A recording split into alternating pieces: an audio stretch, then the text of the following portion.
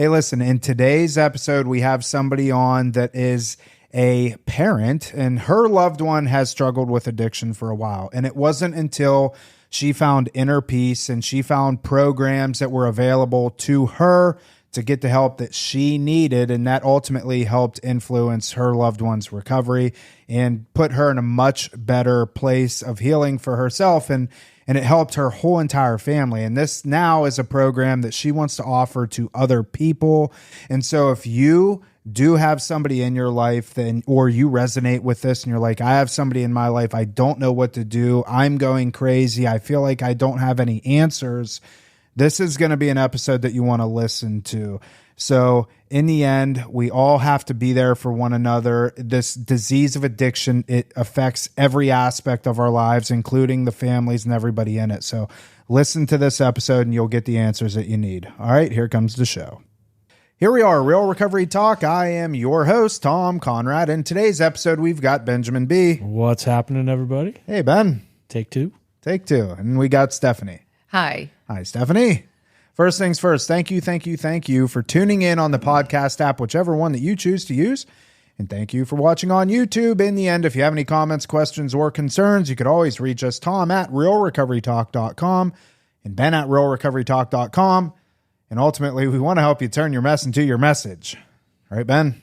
Yes, sir. I have to take these breaths in between because it's like a long-winded, kind of. I think an episode or two ago, you said you were going to start working on your cardio so you could get that That's done. when we recorded with Matt Williams. Did you watch that one? I listened to it. Yeah. Yeah. With the bars. Yep. Yeah. Mm-hmm. Did you order any of those bars? Not yet. You should. They're good. I'm excited to try. Maybe get you a discount code or something. You can probably get one. Pull that mic closer to you. There you go. Okay. All right. So anyways, I'm going to do a brief introduction here. I'm excited for this because Stephany is a listener of the podcast, and we connected, I don't know, 6 months ago, call it, maybe? 5 months ago. And how long have you been listening to the podcast, would you say? That was my first intro. Yeah. So it's pretty cool that, and Ben, have we ever done that before? Like had a listener, like, come on?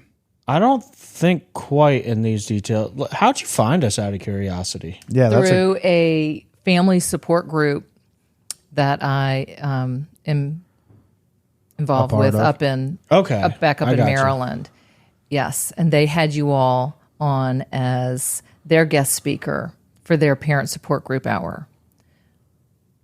Oh, yeah. Lit. Yeah. Yeah. And we've referenced Lit. Yeah. Remember, I was calling it Living in the Trenches, and it's actually Love in the Trenches. Remember? Really? Yeah. Oh, so I had it wrong up until right now. Yeah, it's Love in the Trenches. All right. Yeah. I like it. Yeah, no, it was good. Yeah. So we had an opportunity to do that Zoom thing. We were invited on to speak to, and so Love in the Trenches is a online support group, and it's primarily for families and loved ones of addicts and alcoholics, I suppose is the best way. So anyways, that's how Stephany and I connected at first. And so we wanted her to come on because you're part of a program that I feel like it definitely needs to be talked about. And here at Rock, we focus on the addict, the alcoholic, and what we'll find out in the program you're involved in. You guys refer to them as the loved one. Right. Our bread and butter, I guess, is the best way to put it, is we help people get clean off of drugs and alcohol. But oftentimes family members are just kind of left to figure it out on their own. Like we're going to focus on the addict and the alcoholic, and everybody else, here's a couple of resources and go figure it out. And it's kind of unfortunate because we know at this point addiction runs rampant through the whole entire family dynamic. And, a lot of times the addict and the alcoholic get all the attention. And so find out that Stephany has this program. And I'm like, well, heck, this can be a really good resource for family members, and in particular, that that they can utilize to help them through this journey. So I think, is that a good intro? Yeah. Yeah, I definitely, if you've been a listener to our podcast, you know that Tom and I feel very strongly about families getting support, education. Like Tom was saying, all the focus is on the addict and alcoholic.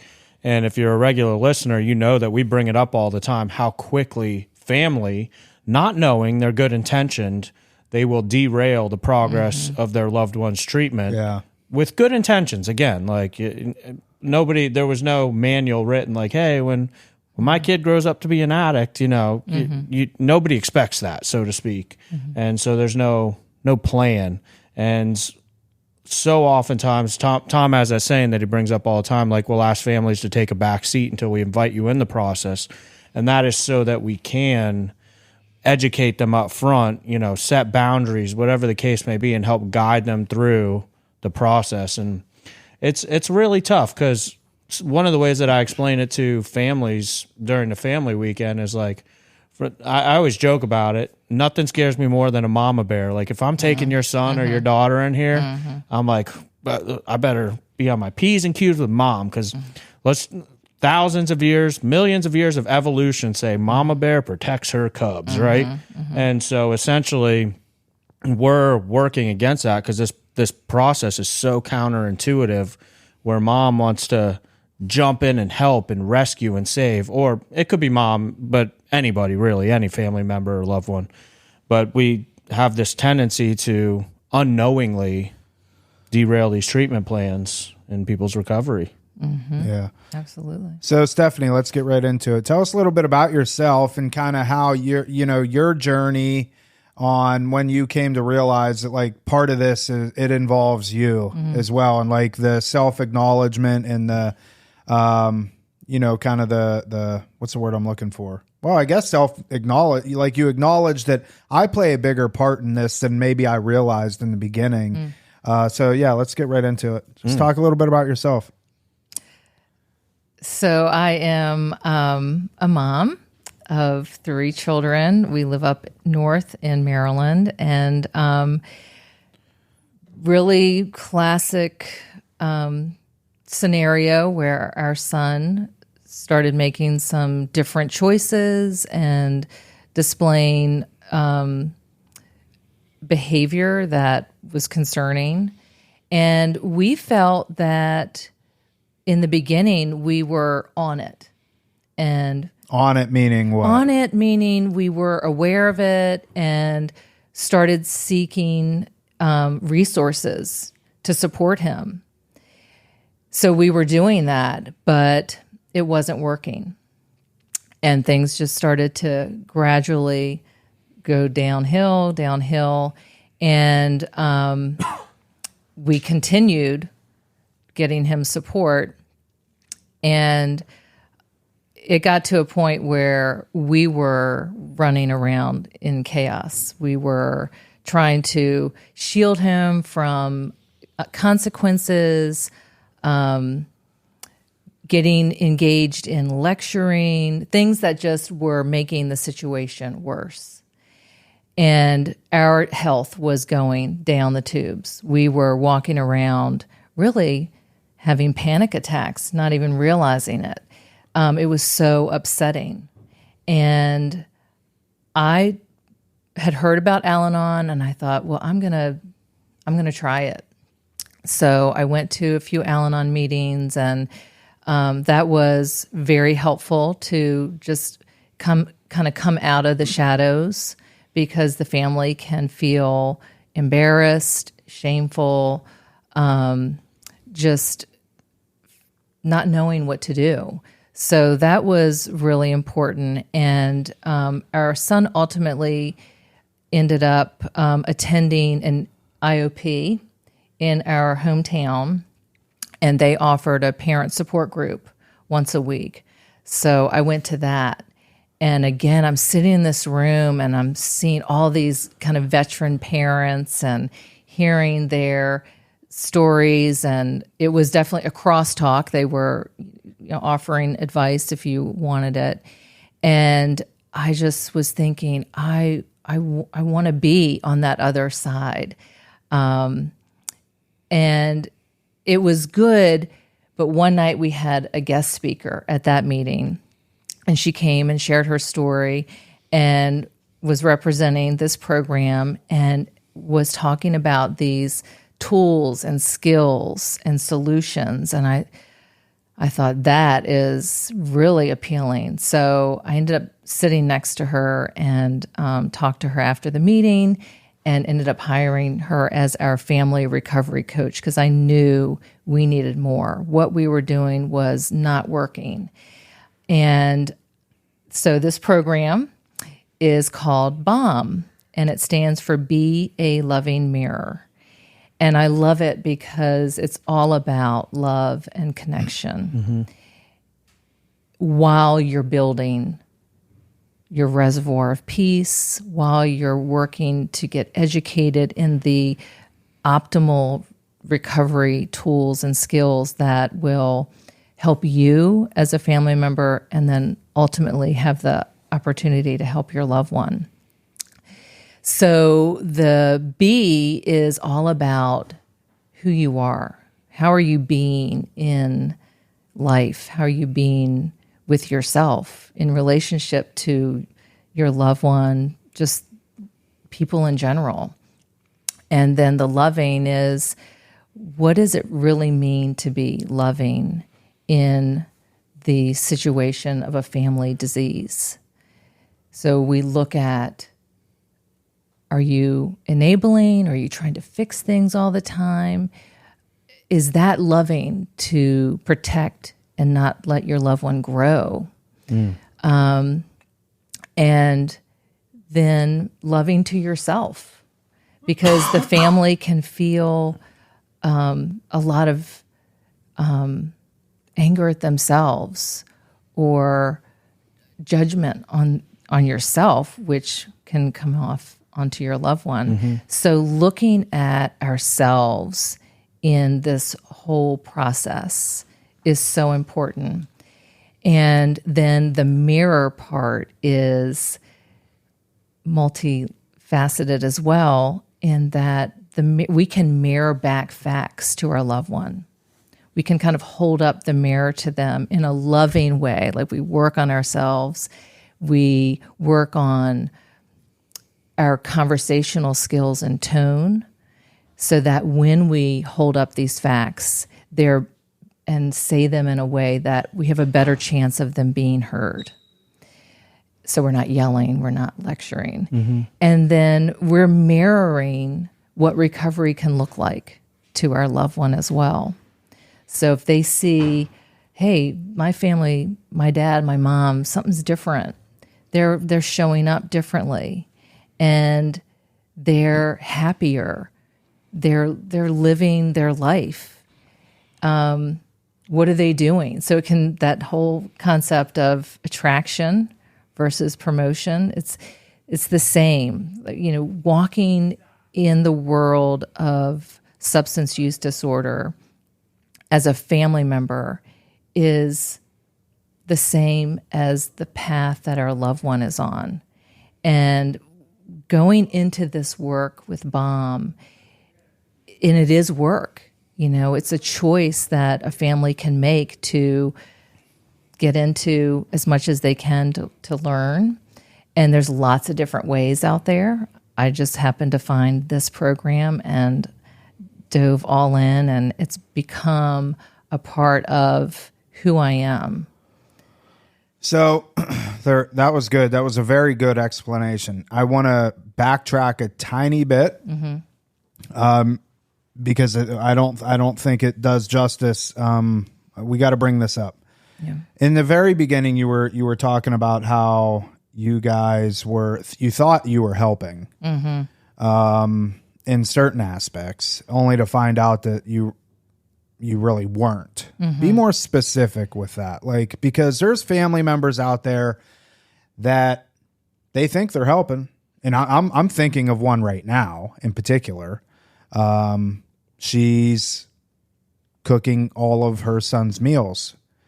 She's providing a place for him to lay his head at night. she's doing everything for him, and he's jaundice and he drinks daily, and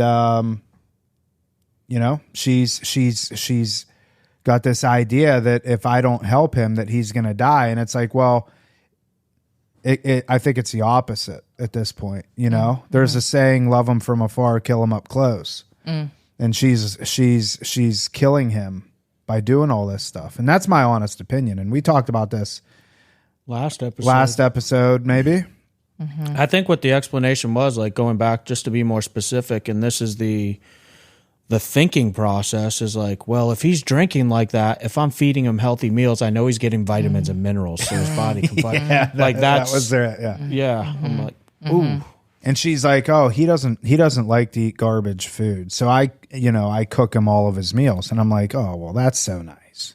You're making him his chicken and vegetables or whatever. So anyways, give us some examples of what that was like for you. I mean, you have a loved one in your life that's addicted, and you think you're helping, but you're not. What was that like? Well, I have a couple of things that are coming up to what you just said. What really resonated when I look back was, we're putting our son in, we're getting him the resources. Like, you go take care of you. There's something wrong. Go get well, go get fixed. And we weren't doing anything for ourselves. So that whole concept of our loved one can go on that journey in their recovery and the family is stagnant. And then when they come back together, we're not on the same page. Maybe we're not even speaking that same language. And there's such a new language to learn when you get into recovery. So that really stands out, that we weren't doing anything. We weren't changing, yet we were asking him to change.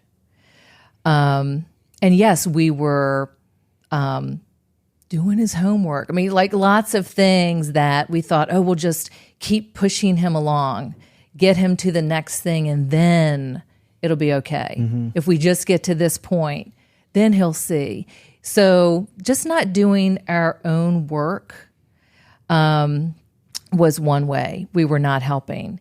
And the very first principle in the BOM is the family plays a crucial role in recovery. And we look at, as a person in this world, and especially as a family member in relationship, you're contributing to something. You're contributing to their life. So do we want to contribute to the substance use disorder by enabling, by doing things that somebody could do for themselves that frees up their time to pursue? Which I'm assuming that you guys did that, right? Yeah. And it also can send this message, this unintended message that I don't believe you can do for yourself. Yeah. And that can plant a really negative seed in someone's head. Oh, they don't believe in me, so why should I believe in myself? And you can go down a whole, trail with that.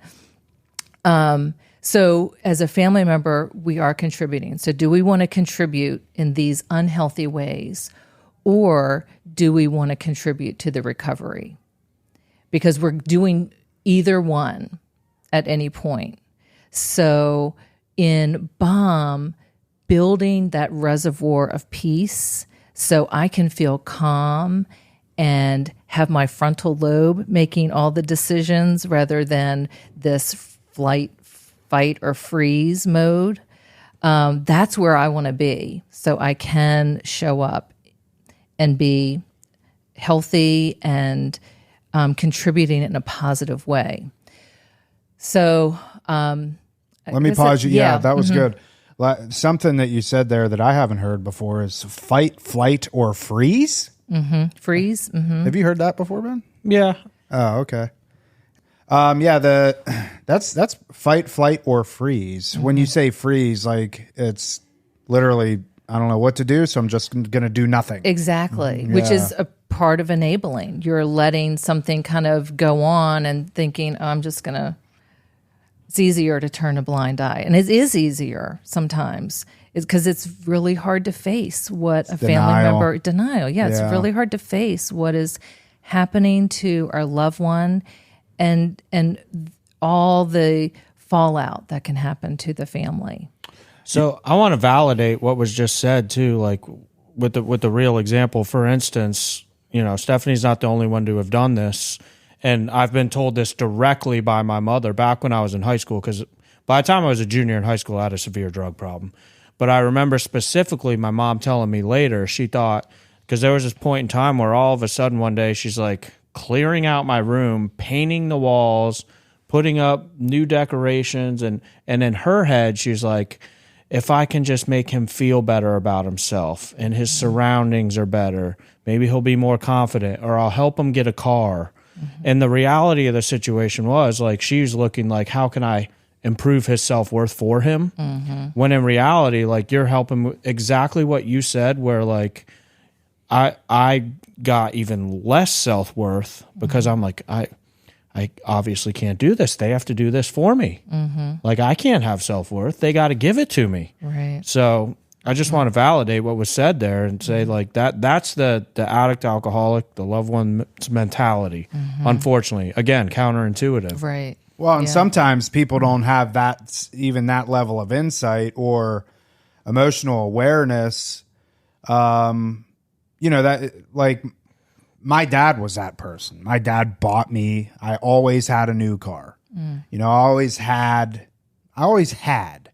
Whatever it is that I wanted, generally speaking, I got. And it was just me and my dad, a single dad, so he provided for me. And I'm not challenging what you guys are saying. I'm just saying from my perspective, I never had the thought of I can't do this stuff for myself. It was,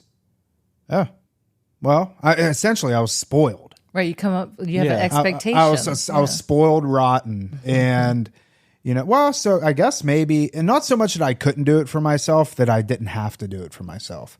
And, kind of splitting hairs there. But I grew up with the idea of, this stuff is just going to be provided for me.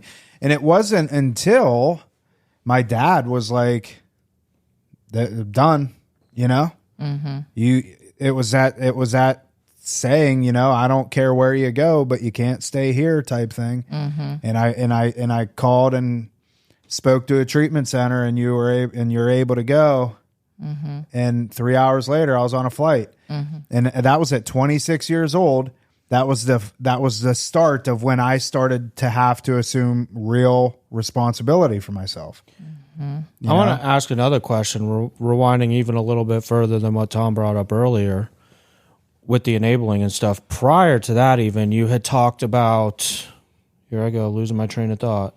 Oh yeah, the way that I heard it was, maybe you talked about internal conflict with yourself, reflecting onto the loved one, and it comes off the wrong way. I think that was when you were describing the mirror. So with that being said, was there any point in time with that inner conflict where you were blaming yourself in the beginning? And if so, what was that like? Did you feel responsible for the situation? Yes, absolutely. I felt responsible for allowing in the beginning certain behaviors that we were seeing as, that's typical. He'll outgrow it, or I kind of did the same thing when I was that age, and just not knowing to intervene in the best way. Yeah. Because we know now that if we can intervene in these little ways, we can prevent things from getting worse. So yes, I had a lot of guilt, and then that whole anger, that just from frustration of like beating your head against the wall, like keep doing this and not getting any traction, that I'm seeing an improvement in his life. See, and what I'm hearing there, going back to everything that was just shared, I don't feel like there's responsibility there. Like, can you give an example of something that maybe you saw that you were like, we used to do that as kids? Well, or whatever you come up with. Yeah, just the common, drinking, underage drinking, and then smoking pot. Yeah. Just all those things that you see happening, and you think, well, I did that, and I turned out okay. You just justify it a little bit. So how did you handle it back then? You basically just let it slide. Well, we would while. address it, and there would be consequences. There'd be grounding or taking the phone away. We didn't turn a blind eye to it. However, I think looking back, there were definitely better practices. If I'd had education around the brain, the adolescent brain, and what was really happening, I believe I would have Done things done things differently. But I didn't know what I know now about the development of the brain and what happens when someone has progressive use and the tolerance and just what happens and the brain gets hijacked. I did not know that. Yeah, and I want to throw it out there to the listeners and the families that you can't assume responsibility for an addict or an alcoholic being an addict or an alcoholic. Because at the end of the day, what I'm hearing, and this is just my opinion, like you could have addressed it harder, you could have addressed it less, and still ended up in this situation. And going back to the families, they're so hard on themselves. Like, I failed as a mom or I failed as a dad. When the reality of the situation is you could have gone either direction with your responses. That's right. And still ended up in the same boat. Like, I came from a great family. That's right. And I ended up an IV heroin user for 10 years, so. Right. Yeah. And that's part of learning to let go of the outcome and the results. Yeah. And that's powerful. And that gives the family, I know you all talk about that freedom piece. The family member can get the freedom too to take that off, like work through it, look.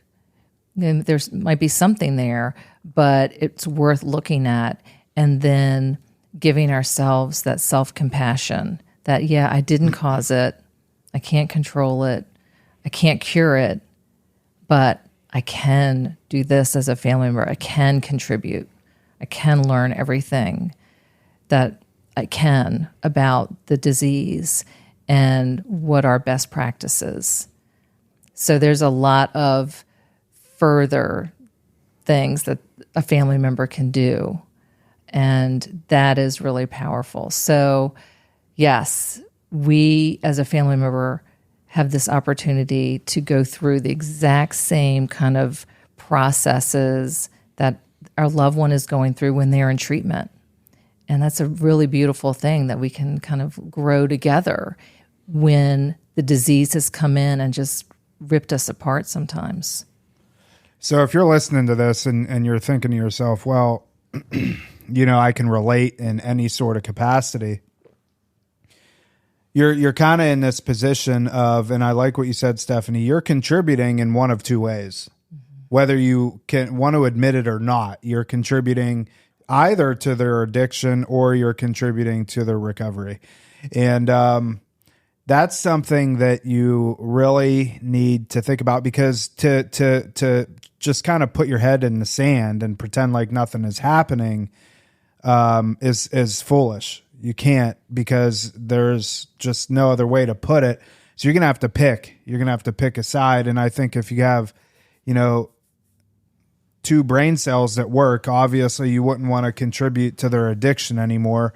So you have to contribute to their recovery. And with that comes a lot of work on yourself. And it's something that a lot of parents, and Ben and I know this firsthand, because we work with so many parents and loved ones of, and loved ones of loved ones that are addicted, Yeah. And a lot of them don't want to, they're in just as much denial as the addict is. And it's like, well, this goes back to what Ben was saying in the very beginning. this could be all for nothing because you're in such denial that anything that you even play any sort of part in this, that ultimately what's going to happen is you're going to derail all of it, you know? And it's unfortunate because there's so much opportunity to be had when it comes to different resources and stuff like that. So I want to get into the kind of the nuts and bolts of BALM, and it's BALM, be a loving mirror. Correct. Not bomb, BOMB, or it's BALM, like lip balm, be a loving mirror, right, Ben? Like a healing salve. Like a what? Healing, like a healing balm, like a salve, you know? Salve. Yeah. Never heard that. I don't know that one either. All right. So, Sounds like it gives you nice soft skin. That's right. Am I right? well, it's Yes. lip Yeah. balm is balm. chapstick. That's what I know. Yep. Yeah. Yeah. So you said that, and we've chatted about this a little bit before over the past couple of weeks. Let's get into the nuts and bolts of it. So, BALM, tell us where it started, kind of the foundation of it, and we'll just go from there. Okay. Beverly Buncher is the author and creator of the BALM Family Recovery Method. And she wrote it back in, I guess, over the course of many years, but it really got birthed back in the early 2000s. And so this has been around. It's been around. It's helped thousands of families. But she had an experience of living with someone with substance use disorder, and she just made it her mission to learn everything she could. And she was not going to give up. She did a lot of work. She's done a lot of research. And what I love about, one of the many things I love about this program is it is all this material right there for a family member. You don't have to go out and try a lot of different things because she's done all this work and brought it into one program. So it's a lot of different things. It's an opportunity if a family wants to join an online program where you have access to recordings, hundreds of recordings with professionals, loved ones. There's online classes. There's some online group coaching. There's live journaling, which is a really cool experience. What's that mean? Live journaling, like you go on a Zoom and everybody's there, and it's a guided journaling class. Oh, really? Yeah, it's really very powerful. And so the whole concept of BALM is it's filled with evidence-based practices like journaling, mindfulness. It's rooted in mindfulness because if we cannot think clearly, then we're not going to make the best decision. And am I going to be somebody that's walking around stressed out and angry, or do I want to be somebody that is peaceful? Because we were born that way, but we kind of lose that as life kind of comes at us. Yeah. I want to throw this out there. Proof is in the pudding. I've been thinking this in my head for the last couple minutes, and I think it's important to say, Tom and I, we have the opportunity to sit down with lots of family members, whether we're doing interventions, whether we're trying to figure out how to get a loved one into treatment, etc. There is something to be said right now. The proof is in the pudding. We sit down with all these families, and most of them are nervous wrecks, falling apart, bursting at the seams, emotional. Stephany walks in the door, and this is my initial, I'm looking at her, and her energy is nothing but peace. You do seem like you're at peace. Yeah. Like anybody listening to her, like if you're watching on video, like there is an aura about her that says like, regardless, you talked about earlier, not attaching yourself to the outcome, right? We're not in the results business. We're in the business of showing up. She's doing this work. And I could tell you, as somebody that's sat down with hundreds of families, if not thousands at this point, like I can pick up on the difference, you know, and I don't know necessarily what detail we go into about her loved one, but she has somebody that's in fairly early recovery, and I'm seeing a big difference between you being armed with all these tools and balm in this program and Al-Anon versus somebody that comes in here. Because we have moms whose kids are with us right now who've got maybe 60, 90 days, whatever the case is. They're a couple days away from a mental breakdown. Yeah. And I was there. I mean, I relate. And we were in the chaos. So we were running around our loved one, doing everything and losing ourselves. And so I really do relate to that feeling. And when I found this program, as I said in the beginning, the love and connection, because I know as humans, that's what we want, and we want our loved ones to get well. So we're making a choice. How do I want to do that? And am I willing to put in the work, dive in? We're asking our loved one to do the same thing. Are you willing to do the work to get clean and sober? Thank you for saying that, and we've brought this up 100 times, but again, here it is. There's so oftentimes the expectation, my loved one's not going to their meetings. And Tom and I turn right back around and say, how many you been to this week? Who, me? Yeah. I'm like, so you haven't been to one Al-Anon meeting this week yet. You have the expectation that your loved one is going to make it to a AA or NA meeting every day of the week. Like, there's so much to be said for... I like the word inspiration. The big book talks about inspiration a lot. And I think a lot of the times it's overlooked where you taking care of yourself is bigger than people realize. Because a lot of times, you know, me being the addict alcoholic, I look at mom and dad and I'm like, why are they so happy? You mean I'm not making them miserable anymore? Like, what's going on? I'm smoking crack. Come on, mom and dad. Shed some tears for me. Right. And all of a sudden they're just healthy and at peace. I'm like, and really what it does, it inspires me unknowingly to like, hey, everybody else is getting better. What's up with me? Right. And then I have to look at myself. Exactly. That's the mirror part, right? Yeah. Yeah. Look at that. I didn't even know I was describing the mirror part. There you go. There we go. Well, she said it earlier. Well, I know. I'm putting two and two together now. Well, I want to go back to that whole energy comment because that is so much of what the bomb has done for me. And so I facilitate this course now to families because I learned so much from it, and I just want to turn around and see if I can support another family.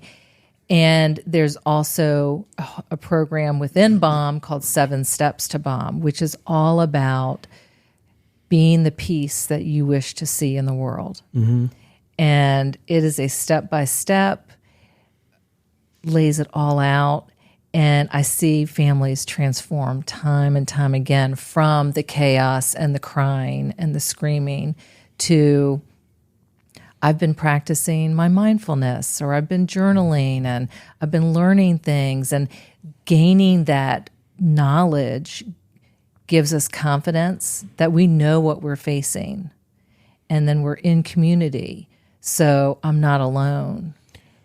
Let me ask you this. Yeah. How do you, if you had to draw a picture for us, how do you communicate with your loved one prior to BOMB to now after BOMB? Is there a difference in your communication? And how do you do it with? Yeah. I know I was lecturing, as I said earlier. I was lecturing.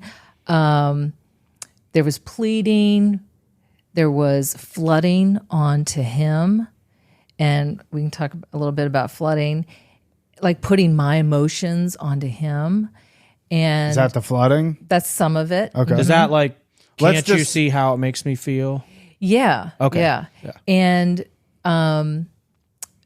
so communication styles that were not productive and only fed him coming back at me with defensiveness. So we weren't getting anywhere. And Baum has taught me that practicing and working on myself, practicing my mindfulness, working on myself, letting go of things that I have no control over, but showing up to do everything I can and understanding what I'm facing, I can communicate in a way that I look at my loved one now, or I can look at someone with substance use disorder and instead of like, oh, what's wrong with them, which a lot of people do, it's like, oh, they are suffering. They're a suffering human that is afflicted with a brain disorder. So that compassion piece can be built as well. So, okay, what's going to reach that person the way I talk with them from a heart-to-heart level rather than trying to, manipulate their thinking or being manipulated by the way they might speak to me. This is my perception, and correct me if I'm wrong, because I don't want to speak for you, but the way that I see it is that oftentimes, and the way that I see it with you, you've provided an opportunity. Now, the outcome of the opportunity is not in your hands. And I can tell from my perspective that you know that, where I think what a lot of families will do will be like, well, I provided you this opportunity to get sober. I sent you to this recovery center. Because I provided you with this, you need to do it. Or why aren't you doing it? Versus I feel like you've said, here's an opportunity. Whether you do it or not is on you. The outcome of it is on you. That's what I kind of pick up. But would you say? Yeah, well, you can't tie yourself to the outcome. We say that all the time, And I think I referenced this last episode, or maybe not. I don't know. And I always tell people it's like you're investing into the stock market. You can get a good return on your investment, or the stock market can crash and you can lose everything. But either way, the outcome's going to be the outcome. You can't do anything to control it. And coming back to the peace part, because you keep talking about peace as well, and I've had to have this talk where the outcome wasn't what families had hoped. And what I'll do is I'll say to Mom, let me ask you a question.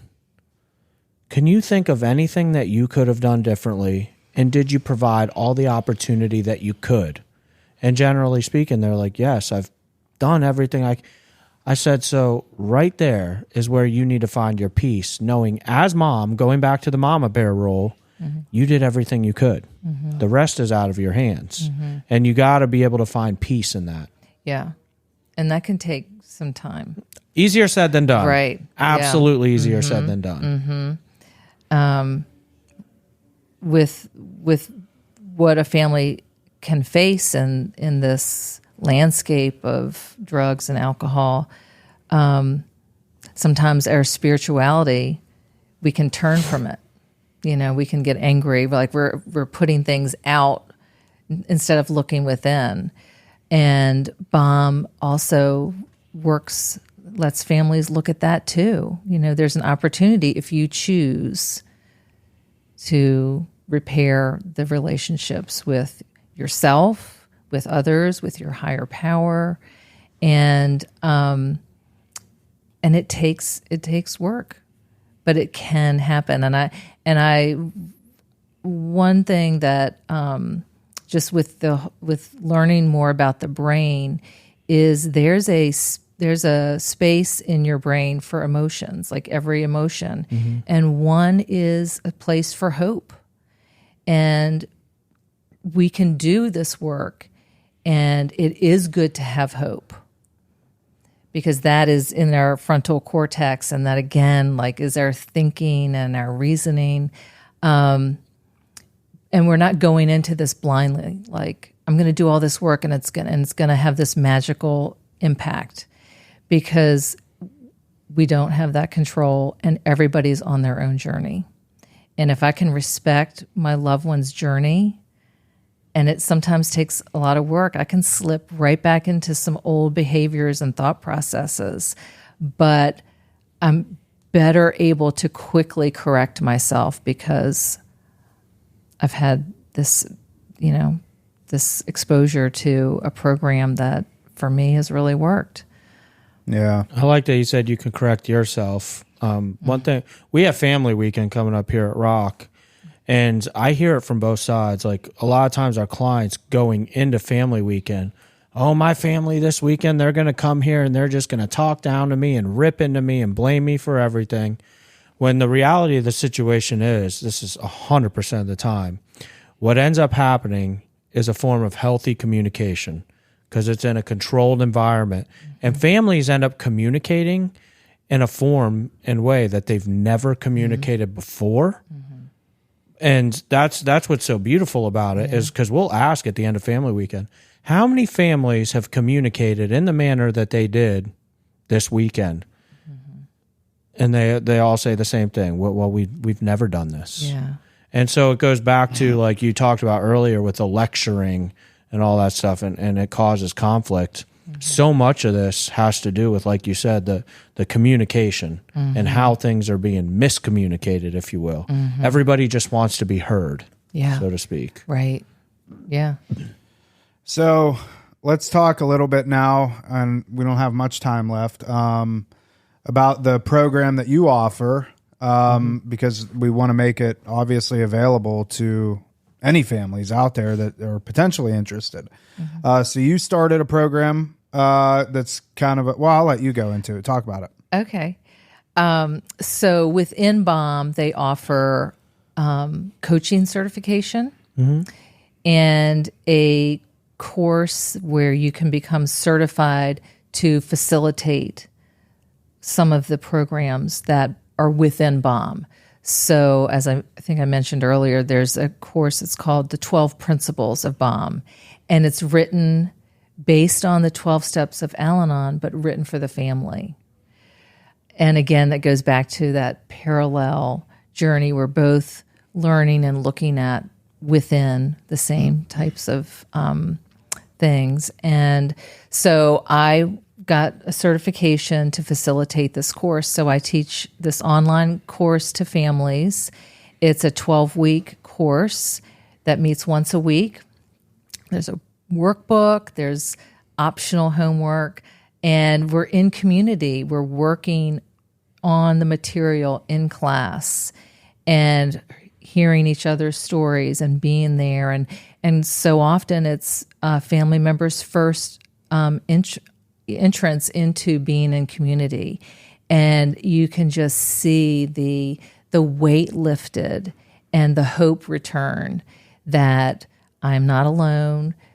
It is possible. I can do everything that I know that I could do, and then the outcome is out of my control and in my higher power's hands. But all along the way, if a family chooses, they can still be in love and connection with their loved one. And that's so important to really hold on to that. Because at the end of the day, my choice is, do I want to have a relationship? Do I want to have a loving relationship, or do I want to be mad all the time? Yeah. For me, I want to enjoy all the beautiful things about my loved one. Sure. Yeah, it's well, and depending on the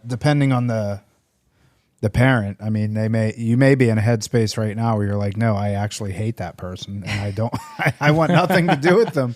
And you know what? If that's where you're at, that's fine. It still doesn't mean that you shouldn't do this, because a lot of times those sort of mindsets that we get in, they're simply, we're in that because of resentment and heartache and just we've been beat up for so long, and we assume a lot of the responsibility. Well, if I would have done things this way, then this would have been the outcome, so on and so forth.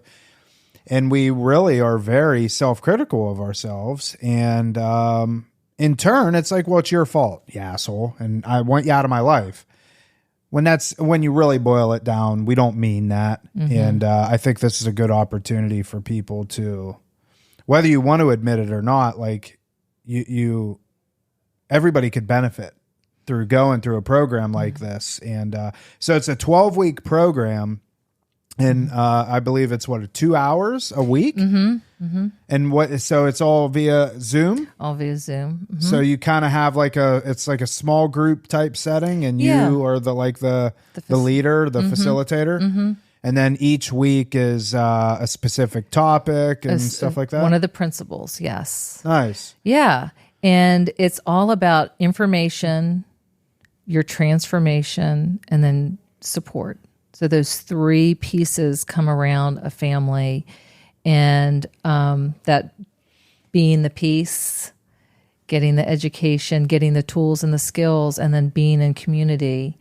And you can just forge your life in a different way and in a healthier way. We look at self-care. We look at boundaries. And we look at all the different ways somebody can get support.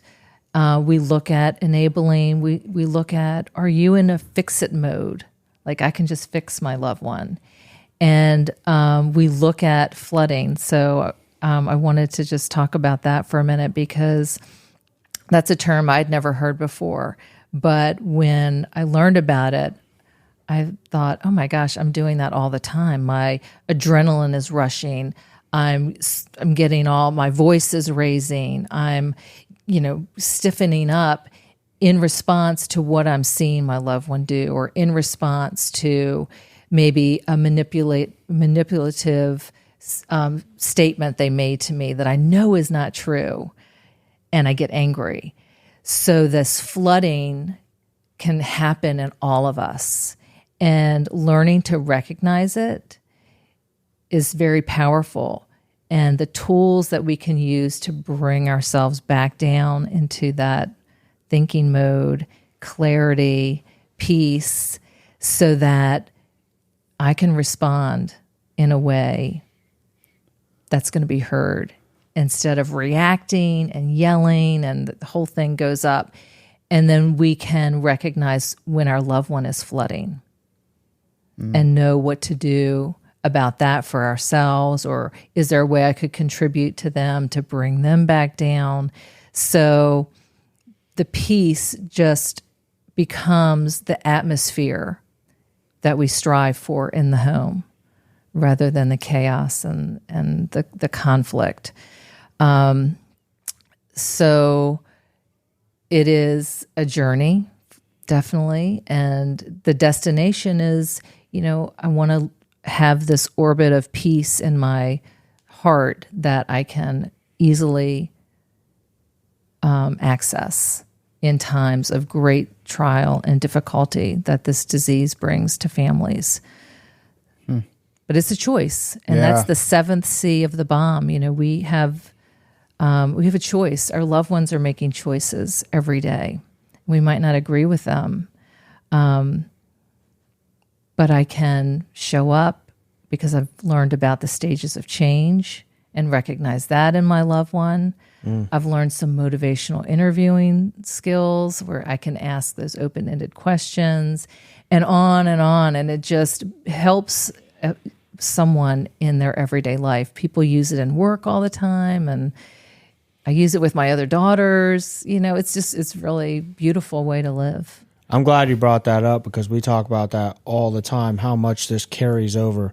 Like my 12-step program carries into every other aspect of my life today. Yeah. More so other parts of my life than even my recovery now. Yeah, yeah. And it's the same kind of thing. I love that you brought up your daughters and the workplace. And So it's not, all in all, it's just something that it's really good. It's a good thing for people to get involved with, And I think you did a very good job at explaining it. I feel like we covered everything. Yeah. Yeah, there's it's it's a deep topic, but I think I really, the message is the BOM program is there to help families really blaze a trail of recovery in their homes. And that in this, as I said before, this landscape of drug use is so important. We don't have time to sit back and see if things get better. We have a role to play if we choose to step into it, and it can be a really powerful, positive one.